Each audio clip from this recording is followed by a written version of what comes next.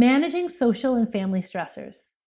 As clinicians, we have a pretty precarious balance between the stressors of family and social life and how those are intermingled with our clinical role, even when life is normal. We have an enormous support system that we've put in place to be able to do what we do.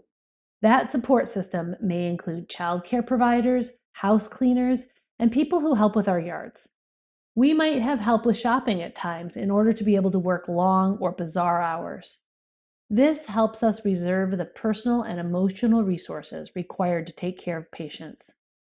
All of this can get tipped upside down when an illness, natural disaster, or a global pandemic comes along. Imagine a balance scale, if you will, with pebbles keeping both sides suspended equally.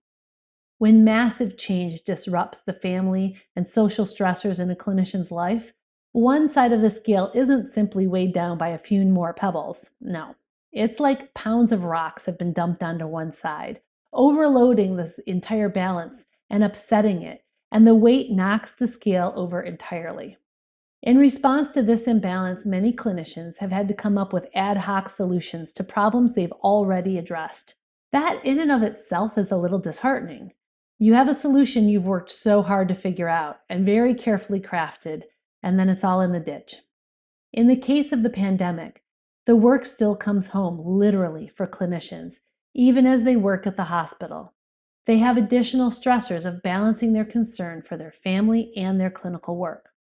We do know, for instance, female clinicians are at greater risk of burnout when they have significant childcare or home care responsibilities. Those responsibilities have expanded for both female and male clinicians, and it's likely that these responsibilities will also impact stress levels, with women feeling the brunt of this disproportionately to men on a national level. When the scale tips in such a manner and critical decisions must be made, it's time to make a new plan. I want to share 3 recommendations. Number 1, share solutions and learn from each other within your clinician community.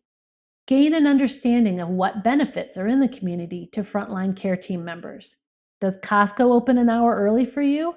Do you get to skip the line in the supermarket and go straight to checkout with a badge? Many places have benefits like that, so make sure you're sharing those types of tips within your community because there's always someone who could use the information. Number 2, if you have a partner in your child raising and home responsibilities, take time to have a frank conversation about what you need from them for help so that you're communicating clearly and there aren't assumptions about what's going to happen that can lead to disappointment and miscommunication. Communicate respectfully about your need for support.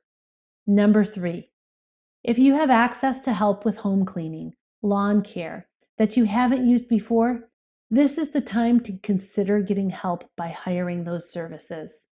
However, if there's something that truly relaxes you or helps you cope, then by all means continue doing that. For most of us, that isn't weeding the lawn. I love gardening, so it's a little different. I know gardening is good for me, but for most people, weeding or mowing the lawn isn't a stress buster. Even as COVID begins to taper, the process of caring for one another should continue to be a part of how we do our work. The pandemic just gave us a chance to see how important looking out for each other is.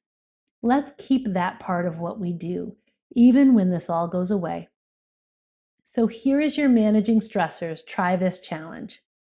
Think about something that is on your to-do list that is nagging at you, and find someone else to do it, by hook or by crook, or just erase it off your list. Grant yourself forgiveness. Give yourself permission to seek support and deprioritize things that are a burden to you. Share in the comments what activities and practices are life-giving to you. What helps you manage the stressors that can upset your balance? Support each other and stay safe. Thanks, and be well.